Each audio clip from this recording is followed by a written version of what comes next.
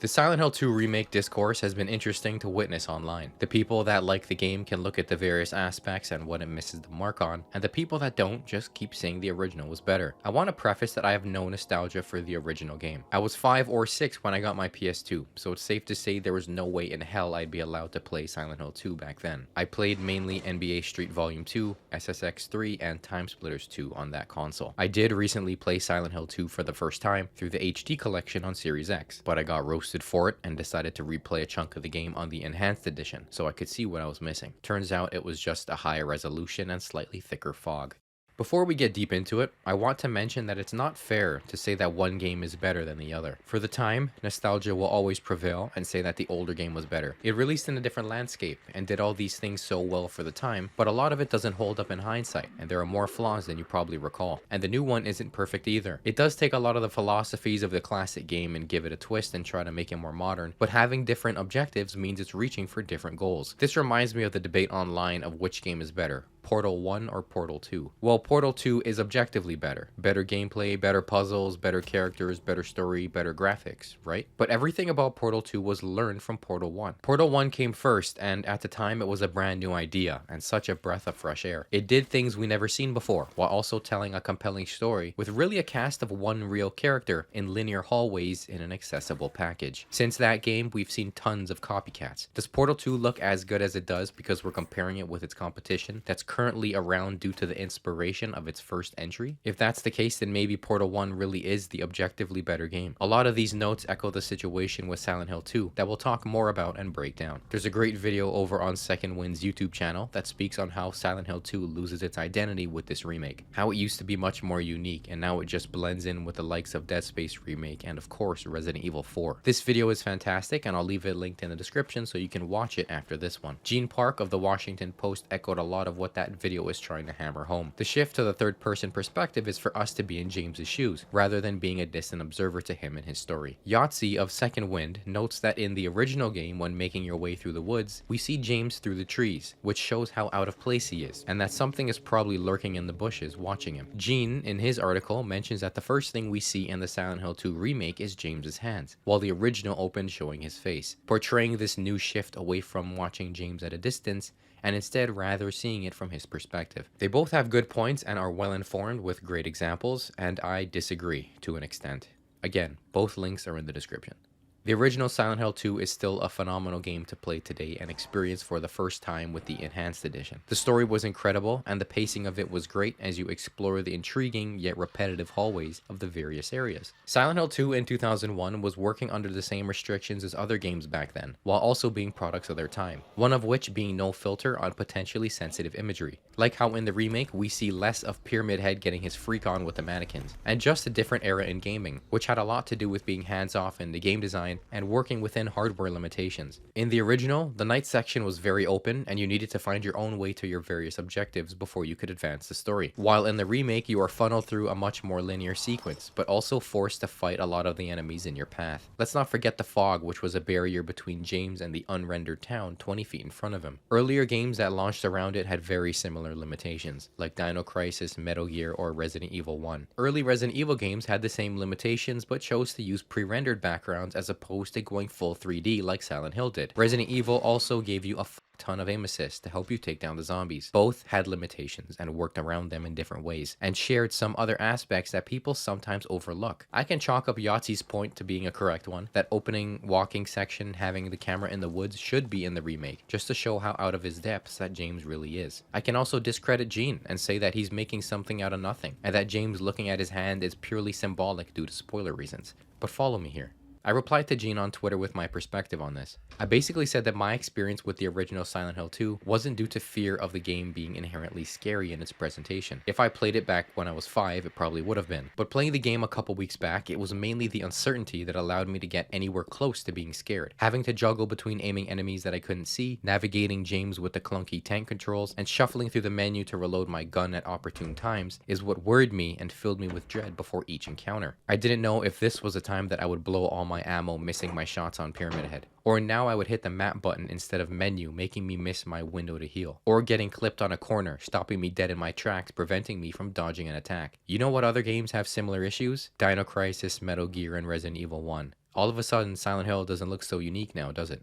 I'll come back to this. Some of these problems are still here in the remake though, but this move to a more modern design philosophy greatly reduces the chances that the game itself would get in your way. It also means that the developers can focus and hone in on making the game itself scarier. They can take some of the stronger spooky aspects from the original and now use this new perspective to create brand new scares that are now possible with a tighter camera, making you not want to enter a room since your flashlight doesn't even hit the back wall, which can only be done with a tight camera. You just saw something scurry off into a corner, and the only way to clear it is to put your back towards another corner. That can only be done with a tight camera. You're running to your next objective and you hear something behind you, and you have to decide whether you want to keep running or turn around and face it. This can only be done with a tight camera. As opposed to a fixed camera or a further away follow cam, the controls are now second nature, allowing you to immerse yourself into James's situation for these gameplay segments. To use their own argument against them, now James isn't the one that has to deal with all these things attacking him.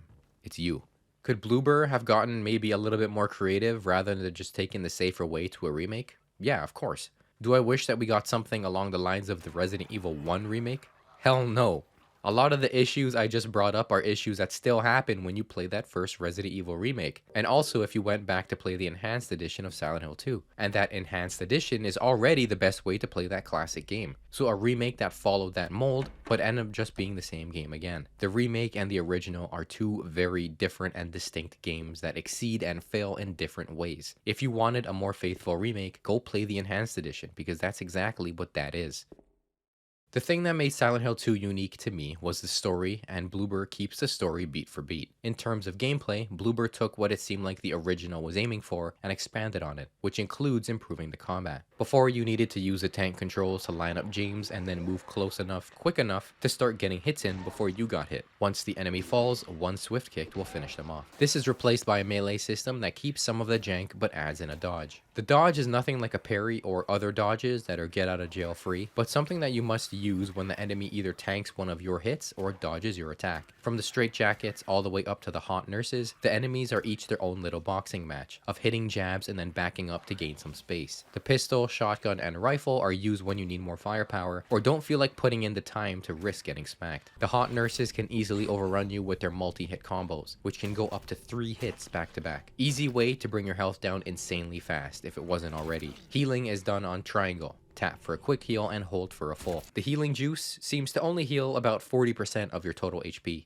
so you gotta figure out which kind of heal you'd rather go for. When you're hurt, the game will show a thick red vignette that pulses and doesn't go away until you heal. It blocks much of your field of view, which is an obvious problem. This can be turned off in the menu, but there is no alternative way to show your HP. With the vignette, the game also puts a cross on the bottom right to signal that you may be 1 or 2 hits away from death. But this is also gone when turning off that option. This will surely lead to you being in a critical health state and not knowing it just to die out of nowhere.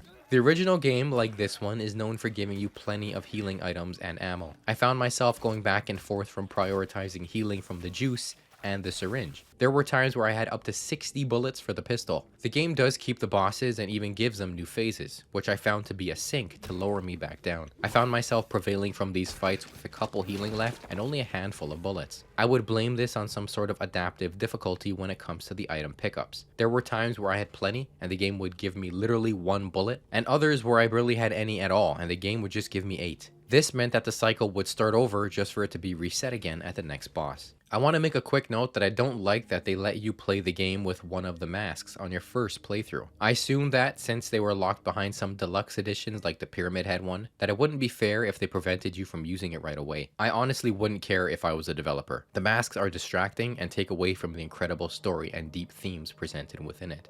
The game is almost double the length, with just about every previous puzzle returning with a twist. For example, the clock puzzle is the main one that takes up most of your time in the Blue Creek apartments. Each hand leads you into an area to get another one, with the second hand leading you into the Pyramid Head fight. Angela, Eddie, Maria, and Laura all return, with all of them putting on great performances, with James being the best one. I think he nails the performance for the character much better than the original and Troy Baker did in the HD collection. He's much more anxious and generally sad throughout the entire game. Even when in combat, he screams and shrieks until his voice cracks to show his desperation. A nice touch is you can see the bags under his eyes grow more pronounced. Plus, his hands and jacket get dirty over time. These allow the player to empathize more with his character. Even the sound design, not just the ambience and the tones that are basically taken straight from the original game. they sound great here, but the sound effects James and the environment make. The game even knows when to shut up, which most games fail at. There doesn't always need to be a song blaring or a character yapping.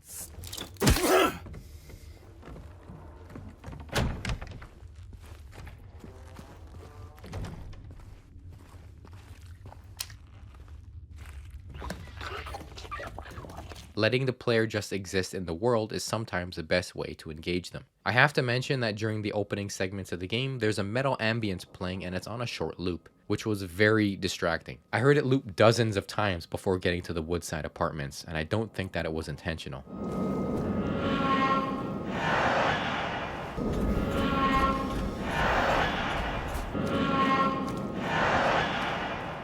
Speaking of the Woodside Apartments, Bloober did a good job at distinguishing the various hubs of the game. Before, the apartments, hospital, prison, and hotel, just as examples, had long, boring hallways that did very little to differentiate them. Not only do they have unique layouts now, but the visual styles are also quite varied. The hotel has plenty of stained wood that show off the grain, while the prison is cold and gray like before. Plus now it has some wider open areas. The hospital wraps around like you'd expect, giving you a chance to memorize some locations, which means you'll rely less on your map. Maybe. Despite what people are saying, the game doesn't really have traditional jump scares. Most of them come from the mannequins, which now run and hide from you when they spot you at a distance. I think these are such a cool addition, and really the only source of jump scares if you don't use your fucking eyes. Bloober made sure that they would tuck themselves into corners you probably wouldn't check, and behind short objects you would never expect. While the graphics are great, the game has some issues with performance and visual glitches that are seemingly caused by Unreal Engine 5. I chose to play the game on PC just because I had a bad feeling the PS5 wasn't going to do a good enough job running the game, but the PC version had very consistent stutters for over a week after release. All of my footage is from after the patch, but the game still contains the occasional hiccup. There are still some bad looking shadows and white outlines on some objects still present in the game that I don't think can be patched out. It's nuts to me thinking back how when we first saw UE5, Epic sold it as this amazing software that would make games easier to develop for, and still allow teams to make great looking games that run like a dream. Yet it seems like every UE5 game is a mess at launch, and still has problems that plague it after all the fixes. Aside from that, the game really does look amazing. I lean more towards performance as always, but this game still looks great while finally holding a solid frame rate. I do want to encourage you to leave a comment on what you think of the whole remake versus original conversation. Whether you more agree with me or not, keep it kind and civil. This is just video games we're talking about. Also, while you're down there, please leave the video a like and subscribe to the channel. This is my third time redoing this script. I'm still a small channel, so a like and sub would go a long way helping me out. Thank you. Anyways, I do have a couple more notes on the game, but they have to do with late game spoilers. Last chance. Alright, the loop theory. There are plenty of moments in the game where you might come across a dead body that looks an awful lot like James. You probably heard about this one already or noticed it yourself. The thing is, there are other examples to back up that James is in a loop. Not just the obvious glimpses of the past, which can just be Easter eggs for players of the original to exhale through their nose once they notice. We've seen notes that look like James left for another version of himself to read, but there are more hidden ones that some may miss. First off, if you exhaust all of Angela's dialogue in the cemetery, she almost slips up, which seems to reveal she already knows who James is looking for before you even tell her. Good luck finding the one you're looking for. Eddie also has a line during his boss fight that sounds a lot like he has killed James before. And then you just curl up and die. And it's gonna feel great. Just like before.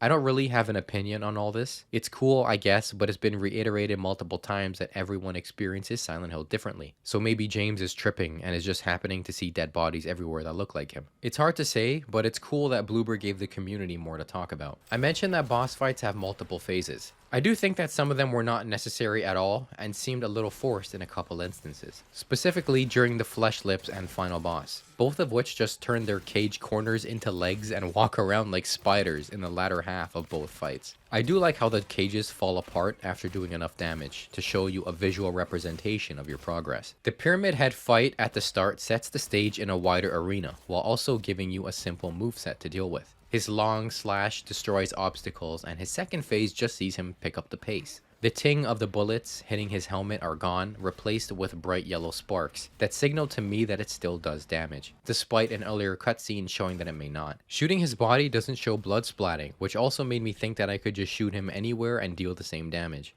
I do love the new Eddie fight. 3 phases, with the first one being basically the entirety of the original fight. Second phase to lower visibility, and the third one to add moving cover and obstacles was so dope. I was very happy with the way Bloober handled it. I wasn't happy, however, with how they handled the big reveal at the end. The tape is much clearer, showing you exactly what James did, but the game brings in Laura too quickly into the scene. The original had this long section where we just are sitting with James and the realization while the music plays. You and James are just sitting there thinking about your entire journey up to this point, everything you've done on and off screen, and how it changes your view of him. Bloober brings in Laura much too quick. I think her coming in is the right thing to do, since she is your touchstone with reality. She's the innocent one that just wants to see her friend, and she scolds James for what he's done. With this, I don't think Laura is very convincing in her delivery here either. It should be over the top, and it just wasn't. This is literally the only time I didn't like Laura's acting. Let me show you what I mean side by side. Killer! Why'd you do it? I hate you! I want her back. Give her back to me. You killer! Why'd you do it? I hate you!